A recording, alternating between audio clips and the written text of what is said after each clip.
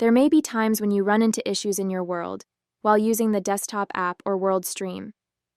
Let's go through how to report these issues. If you're accessing your world using the desktop app, you can press the F5 button to bring up the Report Issues window. Describe your issue in as much detail as you can.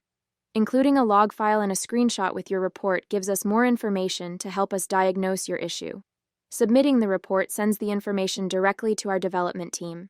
If you're accessing the world using World Stream, the F5 shortcut may not work.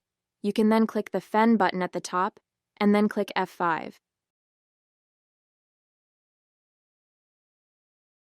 If you're experiencing problems with voice or video transmission, press the Device Options button, then select Mic and Cam Test. This will open a window or browser page which will help you do a step-by-step mic and video diagnosis.